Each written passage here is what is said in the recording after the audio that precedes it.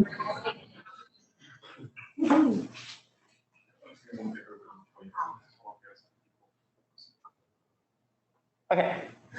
so then let's start. So welcome to today's Phonons seminar, and thank you all for joining, either in person or on Zoom. And today we have a double feature on PhD with our two speakers, Ronen Kroeze and Eric Cooper. So just a few organizatory stuff in front. So since these talks are shorter, I would suggest that we postpone any questions to the end of each talk.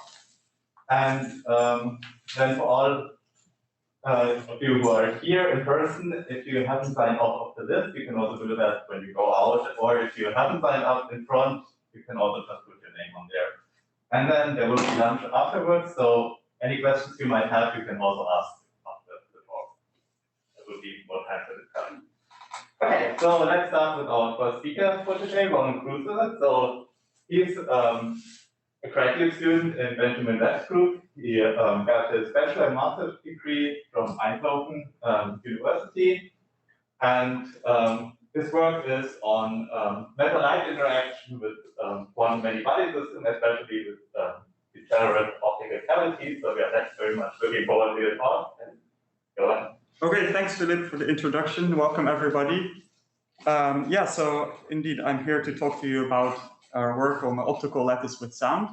That is to appear in Nature soon, and you can find the archived manuscript here. So as we learned in our physics education, electrons in materials are governed by the electric interaction with the ions. And through the interplay between the electrons and the ions, you can make lattice vibrations, which we call phonons. These phonons are quintessential in determining the elastic and thermodynamic properties of the material. For example, they play a crucial role in superconductivity. At the same time, it has been a sort of ongoing effort within the AMO and ultra-cold atoms community to clean and controllably simulate some of this condensed matter physics. And so one of the sort of standard ways to approach this is to mimic the lattice structure of real materials with optical lattices that you can put atoms in, as shown here on the right. And so there has been a lot of work really in the last 10, 15 years with this kind of strategy, studying, for example, Bose-Hubbard and Fermi-Hubbard models, as well as transport problems. But crucially, because these optical potentials are applied externally with lasers, there is no interplay between the atoms and the sort of lattice structure. And so all of the phonon physics is absent. So we set out to try and make an optical lattice system in which this is present. And so required for that are two things. First, you need the translational U1 symmetry breaking that gives you a lattice in the first place. And the second thing you'll need is a local interaction. So there has been some work on making ultra-cold atomic systems using, or that show this translational symmetry breaking without the local interaction. And so this gets into the context of supersolids, which are superfluids with this lattice structure. So you can see two of the recent works here. But the problem is with these that they don't have a local interaction, they have an infinite range interaction, rendering these systems effectively 0D. And so instead of phonons, or there are no phonons, there is only a global phase mode where the whole lattice can slide, but no deformations. And so this local interaction is really crucial in creating the phonons and showing, for example, the characteristic dispersion of these phonons.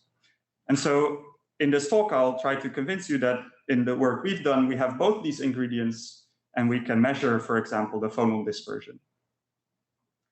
So the way we do that is, again, by using neutral ultra-cold atoms. We use rubidium, and by placing it in an optical cavity.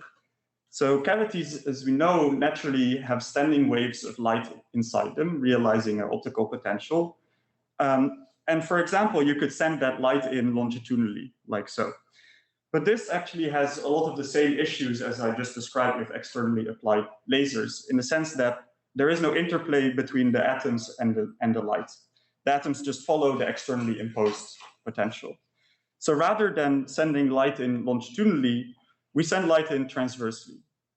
And what can happen now is that an atom can scatter a photon from the pump into the cavity in a way that imparts phase onto the photon, depending on the position of the atom. And once that photon is inside the cavity, it can bounce around, or if you have a high finesse cavity, it can bounce around many times and interact with many other atoms, again in this phase-sensitive way that creates that gives you this dynamic interplay between the atoms and the photons in a way that will allow us to create phonons. And so if you look at it energetically, initially the scattering will not occur because the atom will acquire some kinetic energy. But it turns out there is this superradiant phase transition that if you pump the system hard enough, the atoms do scatter into the cavity, and they do so in a constructively interfering way. So then the cavity gets populated, and you can see, for example, observe some of the light leaking out of the cavity.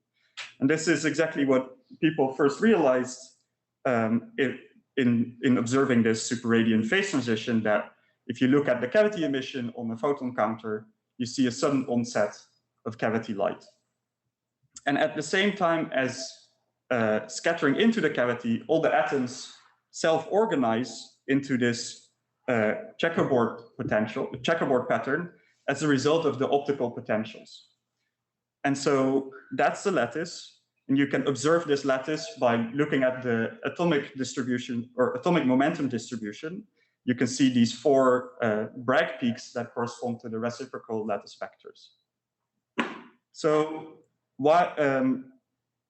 the reason for this superradiant phase transition, or the thing that balances the kinetic energy cost, is the photon-mediated atom-atom interaction. So as I said, atoms inside the cavity can interact with each other through the photons in this phase-sensitive way. But in this work and other works on sort of single-mode optical cavities, this interaction is still infinite range. And so we need to go beyond that to get the short-range interaction that we need to get the phonons. So what we employ for that are multi-mode cavities. By multi-mode, what I mean is that multiple photonic field modes can be simultaneously resonant in the cavity. So in our group, we pioneered this sort of experimental setup where we can make a multi-mode cavity and uniquely also change the amount of degeneracy. So here you can sort of see in transmission spectroscopy that we can adjust the length of the cavity and thus change where all the modes line up, where they are resonant. And I'll go into on the next slide, I'll go into the details on how that actually gives you local interaction. But in addition to, when you have this multiple modes, in addition to the temporal information in the electric field, you now also get spatial information. And so we can image the cavity field onto a camera, and using spatial interference techniques, we can fully reconstruct the electric field inside the cavity. So that is both the amplitude and the phase. And in a sense, this multi-mode cavity acts as well as a quantum gas microscope. You can get a microscopic look into what is happening with the atoms inside the cavity. So as I said, this is our platform. This is a picture of what it looked like before we put a lot more optics in. So this is, you can see the two mirrors that are about 1 centimeter apart that constitute the cavity. And the whole thing is suspended inside a ultra-high vacuum chamber where we can make Bose-Einstein condensates of rubidium and place it controllably within the cavity, roughly in the middle. And so, as promised, I would explain a little bit how do these multi-mode cavities function to give you a local interaction. And this has been an ongoing line of work in our lab. So the cavity we use is called a confocal cavity, which is a special configuration where the length of the cavity and the radius of curvature are matched. And what that means is that you have different transverse field modes that are simultaneously resonant. And so here I plot the electric field of some of those transverse field modes. They're sort of, you can use a Hermite Gaussian basis to describe them, and those are labeled by Xi. So now that you have multiple modes, this photon-mediated interaction has multiple channels, effectively, to mediate interactions between atoms. The total interaction between an atom at position 1 and position 2 is really just the sum over all the different channels that it can mediate, the photons can mediate the interaction through. And because these higher order modes, these higher order Hermite Gauss modes, have higher and higher frequency spatial content, the sum of modes can give you more and more localized functions. So that's what will give us the local interaction.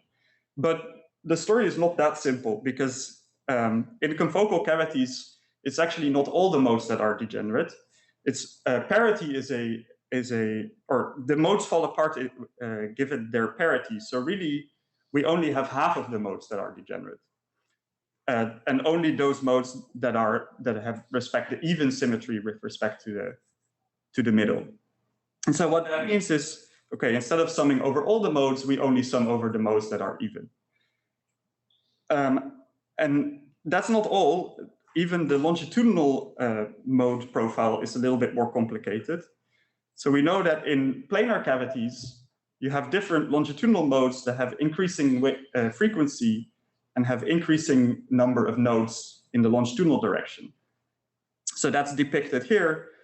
On the frequency axis, you can see different longitudinal modes, as well as sort of their higher order transverse modes.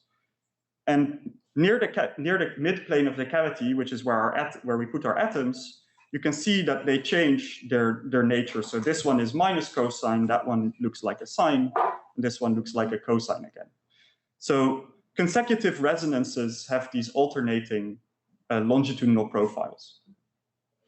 That's true for the planar cavity, and it's still sort of true in the confocal cavity.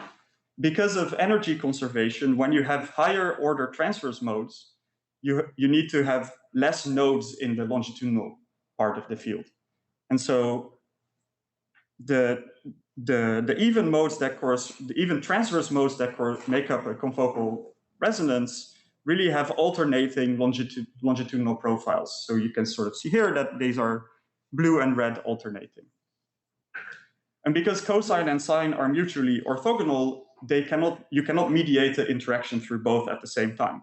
So really the sum falls apart even further into two parts, one that longitudinally is cosine-like, and the other that is longitudinally sine-like, where now r means is the transverse coordinate. So that's the end of all the complications, and given a Hermite Gauss mode basis, you can actually evaluate these sums. They look like this, so let me walk you through what we have here. So we have 3 terms in each sum, and both sums are fairly similar. So the first term is an interaction that falls off as function of distance rapidly with the interaction range psi that is set by exactly how multimode is your cavity. The second term is a mirror term that arises due to the even symmetry of the cavity. So this is simply the first term, but with a minus sign for the R2. And the last term arises because of this story I just told you with the longitudinal part of the field. It arises due to something called GUI phases and has a very particular form. And the difference between the two, the cosine and the sine family, is the sign here in front. So one has a positive sign, a plus sign, and one has a minus sign. So the local interaction is the thing we're after for realizing the phonons. The mirror interaction we can simply avoid by putting our atoms only in one half plane of the cavity, so that the mirror is always on the other side and never sees any atoms. And while this non-local interaction is very interesting, for example, for studying spin glasses and associative memories, which is a parallel effort in our lab, here we would really like to get rid of it. So in order to get rid of it, I can go back to this picture and realize that consecutive resonances have opposite longitudinal profile. So if I think about what does another confocal resonance that has, for all modes, one less node longitudinally look like, well, all the cosines change into sines, and all the sines change into cosines. So if we, instead of using one transverse pump, use two transverse pumps, where each of them has an optical frequency that is used to address either of these resonances, then we can sum the two interactions arising from this resonance and the other. And because the only thing that changes is the sign for the non-local interaction, summing them will actually cancel them. And so what we're left with is this total interaction that has the local part in the transverse plane, and longitudinally it has this translationally invariant interaction that will prefer the atoms to be at integer multiples of the wavelength apart, but has no preference for the phase. So this is the U1, I guess this is the U1 degree, or the U1 part of the interaction, this is the local part. So here is a schematic of what the setup looks like then. We have two cavity mirrors. We put a extended gas or extended ultra-cold gas of rubidium 87 inside, and use two pumps that are labeled A and B with their own optical frequencies that are combined to form the transverse pump. The cavity light in green that leaks out, we can image on the camera. And for these holographic interference purposes, we now want a local oscillator beam for each individual pump. So we pick off a little bit from either pump and interfere it so that we can holographically reconstruct the cavity field at both frequencies. Lastly, there is a longitudinal pump that we will only use for probing purposes that is reflected off a digital micromirror device so that we can tailor what kind of field profiles we're sending into the cavity. And not pictured, but we can also image the momentum distribution of the atoms. So the first experiment to do is to see that this still has a superradiant phase transition. And it does by ramping up the transverse pump strong enough, you get a superradiant phase transition. We can image the light coming out of the cavity through the holographic technique.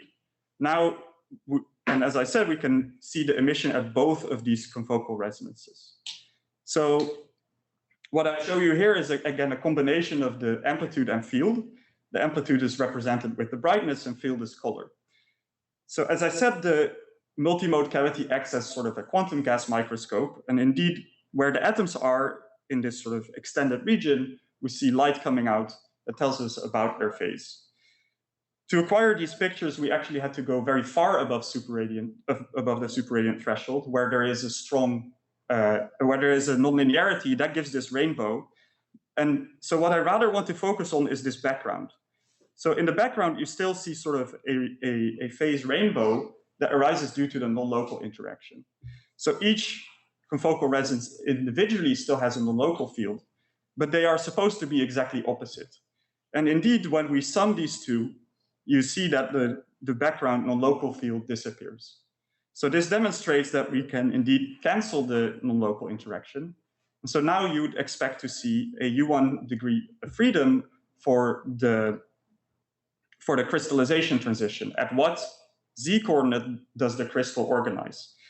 We can measure that as well through this holographic technique and see that indeed, when we use both transverse pumps, you see a roughly U1 distributed free phase. Whereas if we only use one of the pumps, the phase always ends up over here because the phase is pinned by the non-local interaction. So that realizes the ingredients. So now we can go hunting for the phonon effectively. And we want to measure the dispersion. But before measuring the phonon dispersion, you can already see signatures of the phonon and the crystallization before threshold. So one way to think about a phase transition is as a excitation mode that the energy of which shrinks until you hit until it hits zero, at which point you can macroscopically populate it, and that's the phase transition. So in our case, that's the crystallization. So we can probe this mode by also sending in longitudinally light and measure it in this Bragg spectroscopy way the energy of this mode. So we can change the detuning of the longitudinal probe. By sweeping it, we would expect to see macroscopic stimulation of this soft mode whenever we are on resonant. So as I said, in our case, that's the checkerboard mode. So we can resolve that by looking at the momentum distribution of the atoms and counting how many atoms are diffracted as function of the probe detuning. So we can map that out and see a peak, in this case, at roughly 4 kilohertz, which is the excitation energy of this mode. So repeating this measurement at various steps along the sort of strength of along the strength of the transverse pumps, you can see that this mode softens. Or the bare mode energy is about 8 kilohertz, and here you can see that as we increase the pump strength, it goes down. So the mode I picked, or the thing we probe here, is just the clean crystal, the non-deformed. But really, what we want to see is already signatures of the phonon. So at finite momentum, that is that it's able to have due to the local interaction.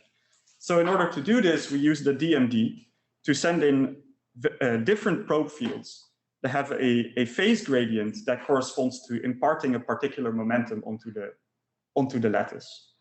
And so by repeating this procedure for the different probe fields, we can actually measure the mode softening at various momenta.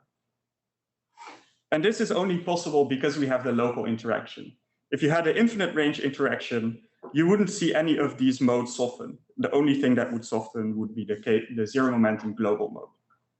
So that's very promising to see the phonon.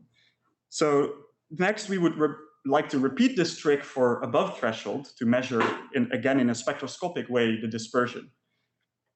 It's a little bit more complicated here because the momentum states of interest, those checkerboard peaks, are already macroscopically populated by the superradiance. So instead, we have to do a little bit of thinking. We want to measure the presence of a phonon, which in real space deforms the checkerboard crystal into this sort of deformation, and there is also a movie of how that would evolve. So thinking about the momentum space, such deformation leads to also deformation of the momentum, the Bragg peaks. And in our system, this is an exaggerated plot, so in our system, we don't have the resolution to actually resolve this. But one thing we can do is compare the zero momentum peak structure to the Bragg peak structure. In a clean crystal, these would have the same sort of shape, but with a phonon, there's deformation, and so you don't see, or the shape gets weirder, effectively. And so that can be observed through an autocorrelation measurement, correlating the momentum, or looking at the autocorrelation of the momentum distribution.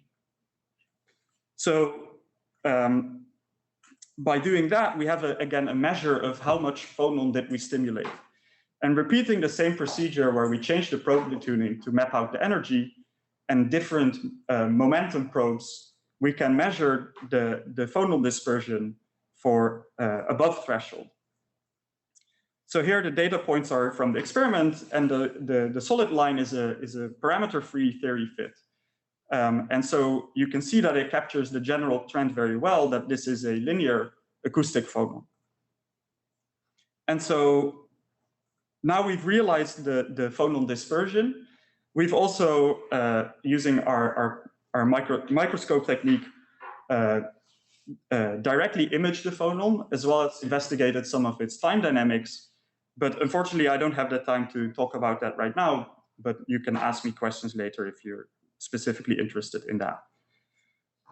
And so having shown that we can make an optical lattice that has the phonons that have a legitimate dispersion, the outlook now is that you can simulate more voraciously electron phonon systems.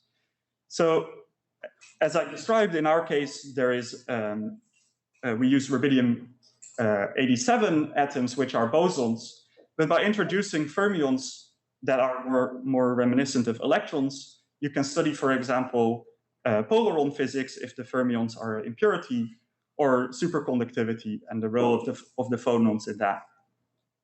Another effect is that heavily relies on these phonons is the Pyros instability, which is a one-dimensional effect. There has already been this proposal on how to realize that in our system.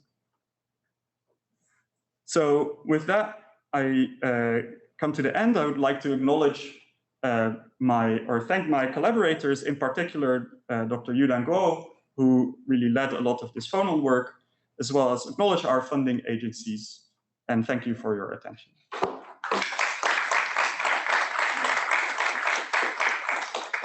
Yeah, thanks a lot for the very nice talk. Are there any questions for all who are joining over Zoom?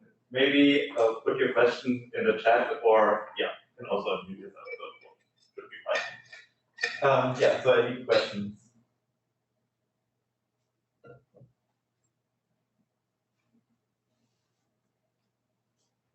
So I don't have a really good sense of the system. Like, how big is the lattice? I mean, I guess it's related to the resolution of your case-based image, but like, if I were to think of this, like, what's the lattice size? Yeah, so the lattice itself is extended because it's put on by the photons. So it's that question, because the photons bounce back and forth in the longitudinal direction, it's effectively a centimeter long. And transversely, it has a little bit more to do with how multimode is the cavity, but also hundreds of micron. So the question probably that's more relevant is how big of a cloud can you make, atomic cloud can you make to load into that lattice, which we have dynamical trap shaping techniques to make it large and also roughly on the scale of 100 micron. And so I guess in terms of lattice size, that's an extended amount. So I guess like the next steps, would you want a bigger cloud? I think is this enough to see what you need to see? I think this is enough. In part, probably the next steps are to look at the Pyros instability and use these fermions. And so on our project, we don't have the ability to just switch to fermions, but we have experience in our lab with dysprosium atoms that have a fermionic isotope that they know how to laser cool and load into optical lattices as well. Any other question? How is it with the phonons? Are they just along the cavity axis, or is basically because only there you have this one symmetry breaking, or is it also? Yeah, so maybe I can go back to that sort of movie I showed. So the way to think about the phonon is as allowing sort of each column of the lattice to slide by itself with some energy cost that is local, so you cannot slide too much more than your neighbor. And so what you see in this movie is that lattice sliding back and forth. And so I guess in some sense, it's a phonon that travels perpendicular, sort of left-right in this picture. Mm-hmm. But the oscillation itself is longitudinally. All right. Oh, yes, question in the chat. How do you make sure the phonon mode you probe is not coming from the Boboliubov phonon of the BEC itself? Yeah, so there is also phonons for the BEC itself, yes. But those would not show up in this Bragg spectroscopy because of the stimulation with light. Yeah. That means that the thing you're probing is directly this deformation of the lattice. I don't know if that answered the question. Follow-up question. Okay. Any more questions here? Okay, if not, let's thank the speaker again.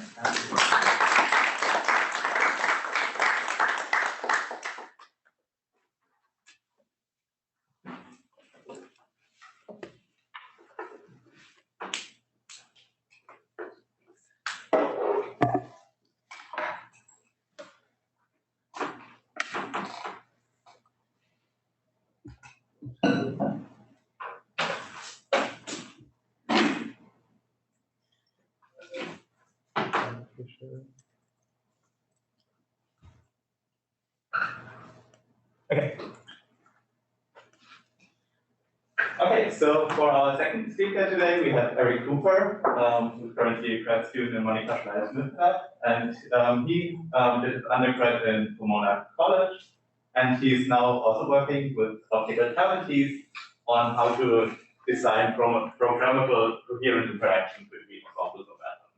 So, please, Eric. Thank you so much for the introduction. So it's exciting to be able to talk to you here about our research work on figuring out how to increase the programmability and control we have over interactions among an ensemble of Rubidium atoms inside an optical cavity. So I'd like to begin by thinking about various reasons we're interested in quantum control in the cold atom community. So some things we might be interested in that there's been a lot of work on historically is in the quantum metrology sense. These atoms are the basis of a lot of precision clocks and measurements of fundamental constants, which is something that Stanford is well known for.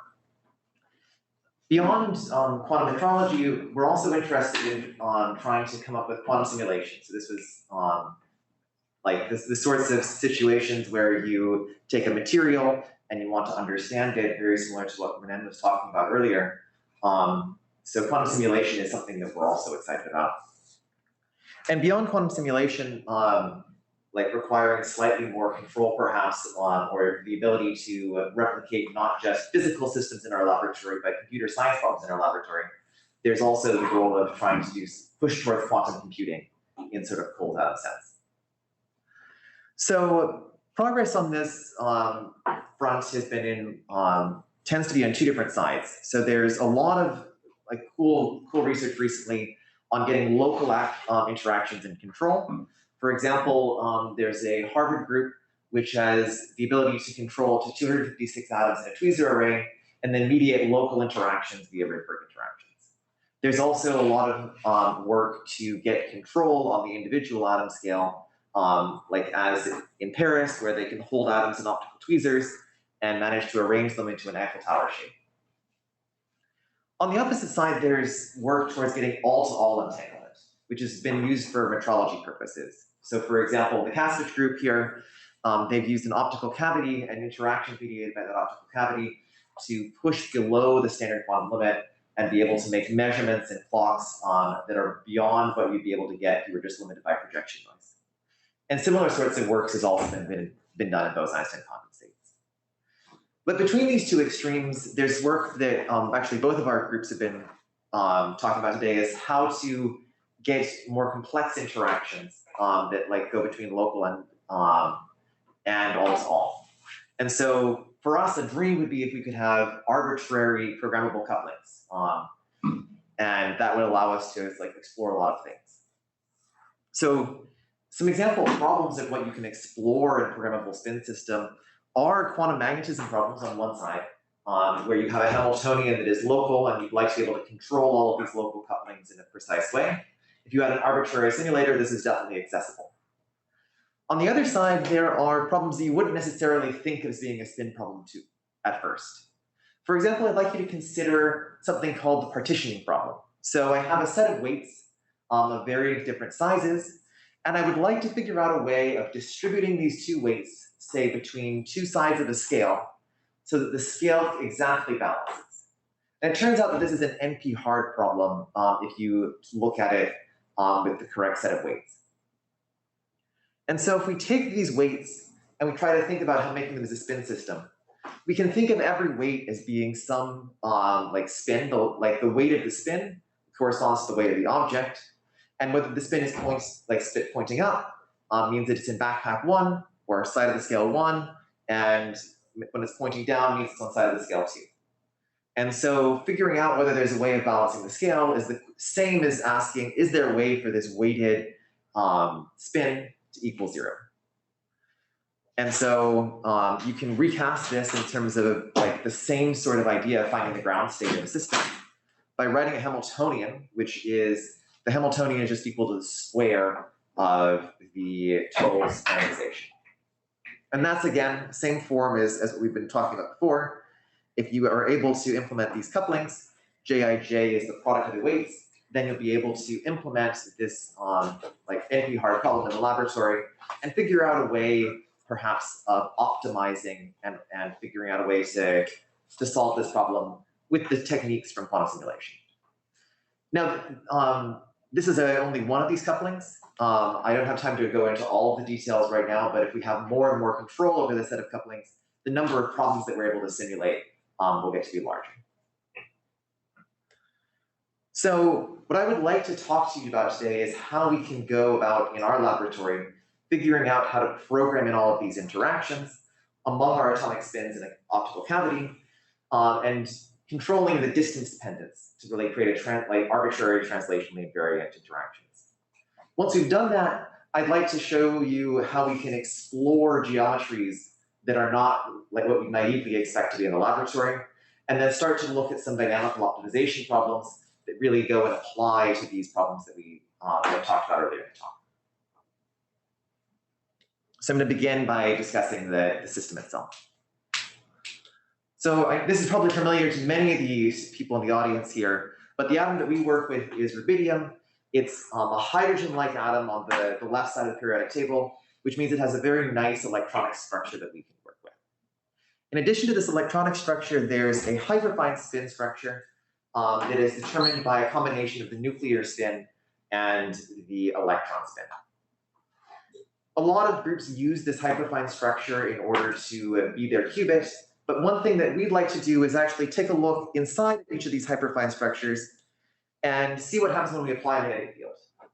So when you apply a magnetic field to the ground state of rubidium, it splits at like order of magnitude about 1 megahertz per Gauss. So we can control the splitting between these three states based on the magnetic field, and we nicely have a little spin 1 Q-trip right here, which we can use our magnetic field in order to apply fields to, like apply a Z-strength to.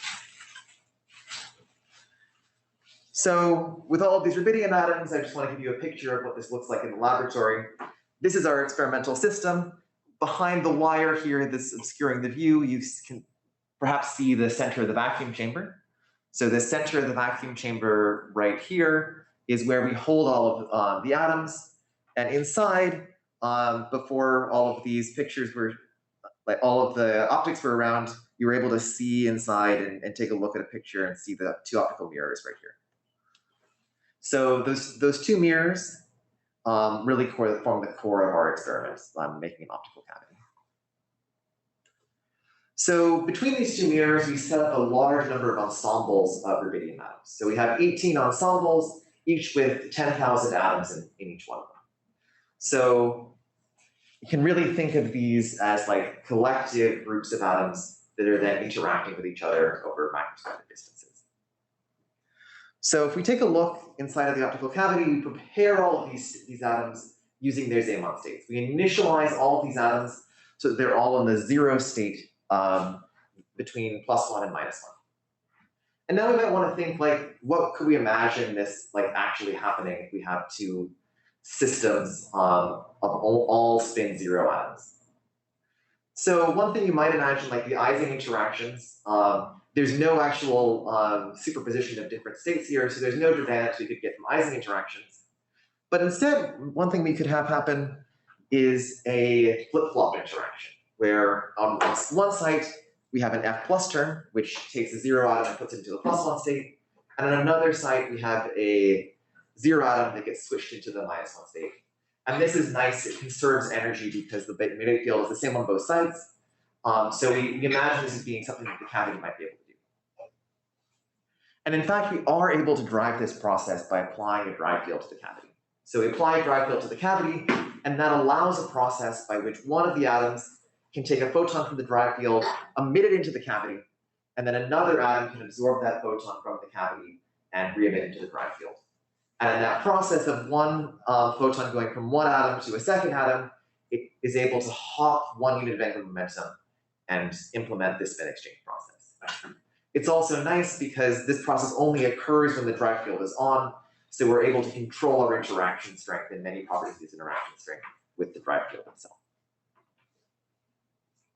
And once we've managed to control the interactions with this drive strength, we can take a look at the dynamics of the system.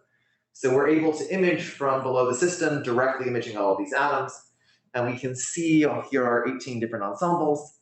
And we can do state-sensitive measurements so that some atoms hop up into the -1 state, other ones that end up in the +1 state, and we can infer what's going on in terms of the connectivity of the system this way. So the way we actually infer the connectivity of the system from all of these is we draw a correlation matrix. So on one side, we take a look at all the +1 atoms that are on some site, and on the other axis, we have all of the -1s. And we look at the cross correlations between all of these. And if we do the experiment, this is an experimental result for this particular configuration, you'll see that it's very much an all-to-all interaction. The correlations are completely global, showing that there's no spatial structure in the way that the connectivity of this matrix works. So that is exciting. This is very useful for a lot of metrological purposes, but we maybe want to go a step beyond this in order to get to the programmable situation. So in order to eventually get to fully programmable couplings, the first thing I want to do is just get rid of all of these interactions that are off diagonal. And the way we do that is by applying magnetic fields. So as I mentioned before, the spacing between each of these atoms on different sites is set by what the magnetic field is. So if you apply a gradient to the magnetic field across the cloud, then you end up with a different spacing on the left side of the cloud than on the right side of the cloud. And suddenly this hopping process has an energy cost associated with it. So it's no longer immediately resonant. And if we take a picture of the cavity when we do this, as we see, the full local correlation matrix goes down to just a very thin line, and we only have interactions that occur on a single one of these sites. Since it's still allowed for the process to happen on a single site where all these atoms are going, but it's not allowed for the process to happen engaging more than one site at the same time. So now that we've gone from all to local, we really want to come up with some way of adding back these interactions in a selected way. And one way we can do this is by putting in a modulated drive intensity. And if we set the modulation frequency to be just the same frequency as you need for the energy gap between two sites, it suddenly becomes possible for the energy of the photon absorbed by one atom from the drive field and the energy emitted into the drive field by another atom to have the precise difference needed to span the energy gap between the two sites. And so when we have this precise energy gap in our spectrum, we can see that we add back in at this particular distance that we're interested in. So now that we can add back in a single distance, we might ask, is there anything special about 10? And the answer is there's nothing at all special about the distance 10. We can vary the frequency along the axis here on the left. And by varying that frequency, we can really control the distance at which the interactions occur. So here on the plot, we just take the sum along the interesting direction of this 2D correlation matrix. Because things are translationally invariant, all we really need to know is that single cut in order to see what's going on. So we can zoom in and see we really do have a lot of control over this system here. If you don't pick quite the right frequency, then no interactions occur. And if you do pick the correct frequency, you can really tune in so that interactions are only occurring at site 9 if you plug in frequency of 9 times the spacing, or 10 and 11. And so really what we've created now is from the all-to-all Hamiltonian, we created this translationally invariant Hamiltonian here. So the Hamiltonian involves each of our sites, and we can control the interaction strength as a function of distance. For now, this interaction, this J of D function, is really just a delta function, set at particular distance by the frequency.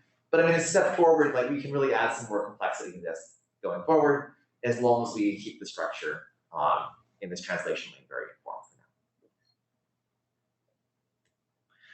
So when we're adding these extra structure, we're eventually going to be able to start exploring effective geometries and some analogies to space-time. But in order to do that first, I want to stay with this simple form for just a second and think of ways we can visualize what's going on here. So if we consider just this drive waveform with interactions of spacing of 3, and we place it along a chain, we can see that there's these abilities for the excitations to hop, distances of 3 sites. We look at the correlation matrix here, and we observe that there's the diagonal of the correlation matrix, and then it is possible for things to hop on various sites. And this is somewhat analogous to a diffusion process, where spin excitations can really move from their initial location to some integer number of hops based on the distance that we've allowed them to interact at. So we adopt a Gaussian ansatz for how the correlations would go with some effective distance in the system.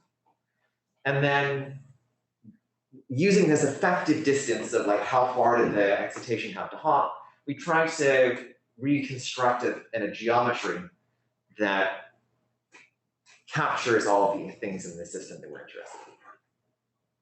So now we take a look, and if we place all of our atoms down so that they capture this geometry, we end up with 3 chains. So this is just placing all of our atoms into a 3-dimensional space such that we minimize the deviation from the expected distances that we get from the correlation matrix. So in this particular case, we have 3 different chains, and each of those chains, if you start at 0, it's spaced by 3, and if you start at 1, it's again spaced by 3, and that's very much aligned with what we would have expected from this system right here. And then these colored bonds that we place in are using the same correlation matrix to infer not only the spacing between the two, but going back to the inferred couplings. So again, we do get these red bonds are the inferred couplings. Every other bond is also drawn, it's just they're so weak that you cannot see them. So let's now add a little bit of complexity to this feature. So we had our single drive frequency, and the simplest thing we can try to do is instead of a single drive frequency, we can try to add in some periodic boundary conditions.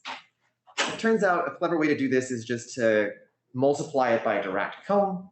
And if you multiply by a Dirac comb, you go from having just these 2 frequencies at the distances of the system to also having, due to the mixing between the two, a frequency exactly what you want for periodic boundary conditions. And so for these periodic boundary conditions, we end up seeing in our correlation matrix that again, we have these nice local interactions on the diagonal that are spreading in some Gaussian way. And additionally, we have some correlations that come in at the long range distances to be periodic. Again, we reconstruct with the same ansatz, placing things together where they close together in the plot where they can talk with each other. And instead of having a whole bunch of discrete chains, we get a nice little ring. So now this is interesting. We've gone from our chain of ensembles that are just in a line in our cavity to really the effective Hamiltonian is the same as what you'd have gotten if you had our atoms in a ring before. But there's no real reason we have to stop at just a ring. We can start adding in additional frequencies. So again, let's start with our interactions at distance 1. And let's add in now interactions at distance 9. And so this interactions at distance 9 is also special. We can change the sign of the interaction by changing the phase of the waveform. And so by changing the phase of the waveform to 180 degrees away from the phase of the distance 1, we can put anti-ferromagnetic interactions here instead of ferromagnetic interactions, which is just going to help us see the difference between the two later on. So now again, we add in our periodic boundary conditions. And when we take a look at this system, the total drive waveform here has interactions at distance 1, has interactions at 1 minus the system length, and also has the interactions at distance 9. So I'd like to think a little bit now about what sort of geometry this set of interactions leads us to create. So first off, let's pair up all of these interactions at distance 9. So if we have all of our 18 sites and we pair them up in directions that are distance 9, we have these 9 pairs. And then we can add in most of the distance 1 interactions by just placing them right next to each other. But we're still missing a couple more. So first off, we're missing our 8 to 9 connection, which we can add in right there. And then now we're also missing our 17 to 0 connection, which we add in here. Now this might remind you of some trick that you might have played at one point in a class where you take a piece of paper as a strip, and then you have to twist it once to glue the strip back together. So this is really what we have here is the Mobius strip, where you take a thin strip, flip it over once, and then glue it back together. And now there's a question of, is this what we actually see in the lab? So here's our correlation matrix. We can nicely tell apart the 2 different types of bonds by the color. Although for the actual reconstruction process, we're just taking the absolute value of these. And then we can reconstruct this, and lo and behold, we end up with a Mobius strip here in the laboratory. So we've taken our atoms, which are these spaced along a line, and we've ended up with a Mobius strip here at the end. And if you were wondering what the picture on the cover is, that is the same data, just presented in Blender rather than presented in a Python notebook. So now that we've talked about all of these local geometries, these effective local geometries that we can create, I want to go one step beyond, or like one step in an orthogonal direction, and think about effective geometries that might have connections to space-time.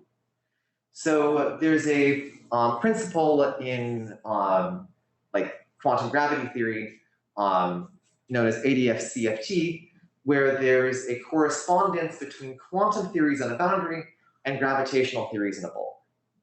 So in this situation here, we want to create something that has a quantum theory around the boundary, and then a discrete way of making this the case. So it turns out one way of making this in a discrete way in the laboratory with a finite number of sites is something known as this Brouillard-Titz tree, where the distances around the outside are discretely determined by how many powers of 2 you share. And this is useful in terms of connections to quantum gravity. It's also been shown that in a structure similar to this, you can simulate spreading in black holes. So now we want to ask, like, in our laboratory, can we model this very exotic mathematical structure that is ideas, this discretized version of some various models of space-time? So to understand exactly what this tree structure is, let's take a look in at one of, like a small example with just 8 sites. So distances in this tree are determined by how many powers of 2 are in the difference. So between 0 and 4, there's 2 powers of 2 in the difference, which means they're close together. Whereas 0 and 1 do not share that many powers of 2 in the difference, and so they're much farther apart. And so when you're spacing all of these distances by how many powers of 2 in the difference there are, you end up with this tree-like structure. And if we had correlations in this tree-like structure, we might expect blocks of correlations to appear, because there's a lot of different pairs that are all 0 is equidistant to both 2 and 6, 0 is equidistant to all of these 1 through 7. So there's somewhat of a block structure here. And if we take a look at this in the lab, we actually can get this block structure. Like, this is a correlation matrix of all of our sites once we've produced this Euclidean like this non-Euclidean geometry in the lab. So now you're probably wondering how we actually created this map in the first place. And this might become a little bit more clear if we map back over into the physical orientation. So if we rearrange all of these 0 through 7 back into the regular line, and unscramble this matrix, we get this translation mean variant structure. And because it's a translation mean variant structure here, we really can go ahead and program in the couplings. And it turns out all you need to do to get this is have couplings that are at every power of 2, and in this case, growing strength as you get to higher powers of 2. We also add in some periodic boundary conditions in order to fully represent this in a ring. And so that's the waveform. That's what it looks like. So now let's think about if we can get this tree structure back from the data that we actually have in the lab. So in the past, we've reconstructed some effective geometry that corresponds to the physical rotations between these two. Now I want to ask, can we think of some sort of inherent structure in the correlations between these sites that will lead to a structure that shows us what's going on at the bulk of the material? So on 2 different sides, I'll consider a set of couplings like the one I showed you before that increase with distance. And on the right side, we'll show a set of couplings that decrease with distance. And in both of these 2 sides here, we find the locations on the plot in the same way that we did before. Things that are strongly correlated with each other are placed next to each other, and things that are less correlated with each other are placed far apart. But now in order to draw the bonds in, instead of drawing the inferred couplings, we want to understand the bulk connections instead. And the way we do that is by taking a look at what things are most closely connected to each other. So in the left version here, we pair things up in order to find like the site 0 and site 8 are the most connected with each other, 1 and 9, and all of these things pair up nicely. And on the right, when we do the same pairing process and enforce periodic boundary conditions, everything gets paired up like together in the first step. So now we can, we've finished our job on the right, getting a nice, like not a tree-like structure, but just a ring. But on the left here, we want to continue this process further. So what we can do now is renormalize and treat all of these pairs as individual sites and continue to make a step going forward. And so we then pair these sites together in order to get a more, get collective sites, continue the process again, and in doing so, we're able to reconstruct a tree that corresponds to the bulk geometry of this system. So this is just a way of saying that in addition to the physical geometries that we talked about earlier, we also can think about ways of connecting to some models for black holes and quantum duality that may be of more interest to gravitational physics. So now that we've talked about all of these geometries, I'd like to conclude by discussing a way of optimizing our system dynamically. So wondering if we can use all of the geometries that we've built in some interesting way in order to solve problems that are classically interesting. And to do that, I'd like to revisit the pair creation dynamics in just a single mode here. So here, again, just thinking about the all-to-all pair creation dynamics, we have some interaction term where these sites are able to hop going off. But an additional part of this pair creation term that I've swept under the rug till now is that these two processes are actually not exactly the same energy. There's something known as the quadratic Zeeman shift that means that there's more energy if you have a pair of atoms that is in +1 and -1 than if you have an atom that's in 0. So you have me now wondering, like, where did conservation of energy go in this process again? How did this energy come from? And you can think of that, like it's maybe helpful to recast the Hamiltonian here on the right, this like F plus times F minus as Fx squared plus Fy squared. So all of these interactions now, you might be able to see if we had a spin length that was in the x direction, we might be able to have energy like go into a low energy state of that Hamiltonian in order to compensate the extra energy that's happening with these pair creation processes. And if we take a look in some space where the number of pairs is on the axis coming out of the board, and the number, like the projection of the x-axis is on the other axis here, the dynamics of this system mean that you can conserve energy along these curves, but at the same time, you're going to low energy states of your interaction Hamiltonian while you're going to higher energy states of the quadratic Zeeman shift. So this is actually exponentially taking us to something closer to our ground state. So orientations of the system that are low energy states of the interaction Hamiltonian that we're interested in really hop out of our system in a dynamical way. So there's a question of like, can we use this to solve interesting problems to find ground states? And so finding the ground state is simple if we talk about like an all-to-all cut-plate graph where everything is positively connected to each other and everything wants to align. But if we use those anti-ferromagnetic interactions that we had before and really make the spins want to anti-align at every site, it's a little bit more complicated. So for example, if you have a set of 3 spins and then you place one spin down and spin up, next one is spin down, that's happy. But know about the triangular bond here, and it's like a little bit confusing as to what you might want to put here. If it was just 3 bonds and you've got an XY model, you can optimize this 3 bonds by placing all at 120 degrees from each other. But in general, this is a little bit more complicated. Like it's hard to say if you extend this to an infinite lattice or if you extend it to a ladder here, is the answer going to be the same or is the answer going to be slightly different? I know it's not like immediately obvious to me whether 120 degrees is populating this lattice is the ideal thing to make this work. Something a little bit different. So this particular lattice, because it's translationally invariant, is actually a little bit easier than the general case of this problem. We can at least say that because it's translationally invariant, the modes are spin waves, so that the angle between adjacent sites we can say is going to be the same every one of them, like for every site along the way. And then we can use that to like limit the number of guesses that we have to take a look in our system to figure out what the spin wave is. So in our system, we can break it down into whole, like when we take a picture of the atoms at the end, if we measure in, instead of this pair creation basis in the XY basis, we can measure the directions that the spins are pointing in every one of the sites.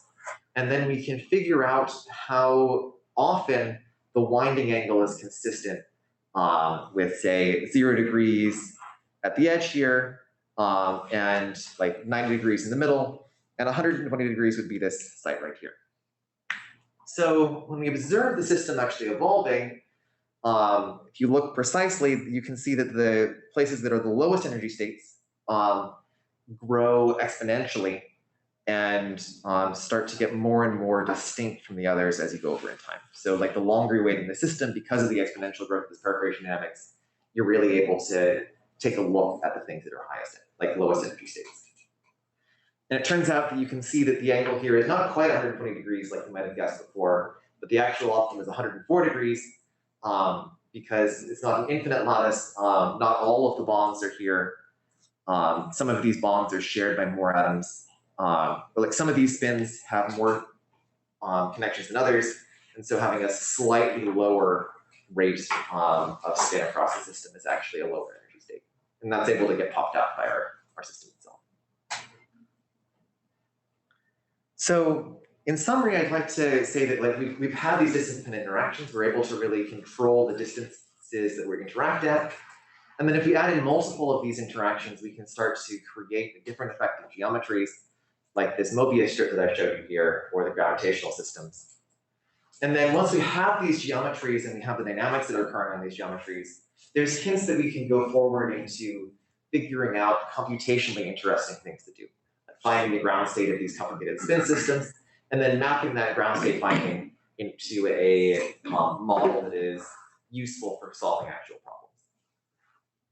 So our outlook going forward is we'd like to continue pushing on like the complexity of these graphs, like able to like going from just the translationally invariant graphs to something that is more random complexity, which we could do by just like removing a couple of the sites and then breaking the translational invariance. We'd also like to show provably that our system is able to have entanglement, and this same pair creation dynamics process has been shown before to have squeezing. This, as you can see in the diagram here, you go from some sort of blob, the dynamics exponentially take off in one direction, but that means they're exponentially squeezing in the other direction. And so our current work in our lab is to see if we can observe the squeezing here, which would prove that all the things that we've shown today are not just interesting classical correlations, but really do have a fundamental quantum explanation. And then there's other fun things that we're considering at some point, like pre-thermal time crystals in the same system that don't relate as much to the current work, but also could be made more interesting by adding in all of these tunable XY interactions in various ways. And with that, I'd like to thank all the people who made this project possible, especially Apakar and Philip, who are both here today as lab mates, and our PI, Monika Schleier-Smith. And thank you all for listening.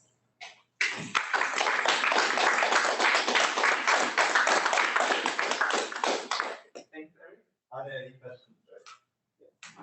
It looks like at its heart the absence of fully tunable interactions is enforced by your choice of a uniform magnetic field gradient. Yes. And I was wondering whether you have plans to change it to a non-uniform magnetic field gradient, where since you have tones tunable to less than sight distances, you could just choose which tones to put in based off of which sites you want to have coupled. Yes, that is definitely a that's an equivalent way of thinking of deleting some sites. So there's two different ways you could do this. One is to go from your linear gradient with a magnetic field to using an optical beam instead to apply the effective gradient, and then you can really program in whatever shape you want.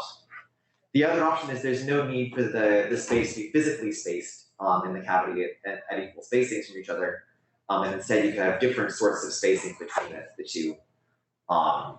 What's going to fundamentally limit you in either case is there's some sort of spectral resolution that you need to be able to get to. And at that spectral resolution, if you want fully arbitrary couplings, you need like the total number of effective spectral bands goes up like the square of the number of sites, whereas in this case, the number of spectral bands goes like the number of sites. So we're slightly slower if we want to go into an arbitrary programmable graph.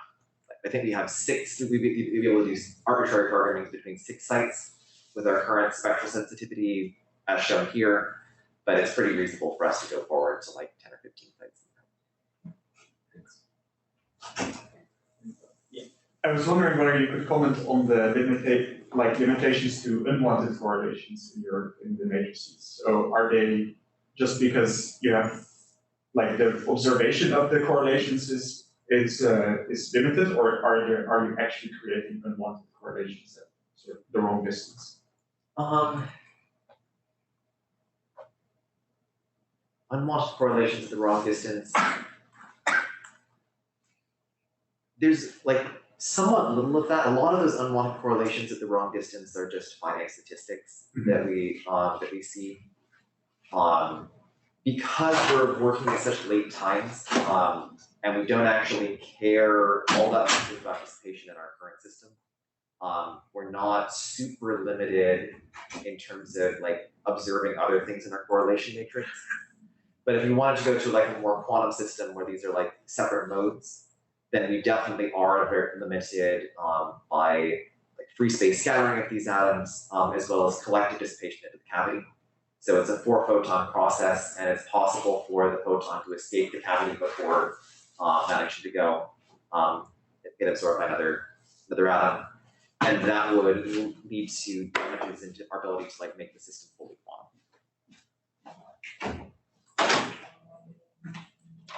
Any further questions for the Zoom? Okay. If not, then let's thank both speakers again.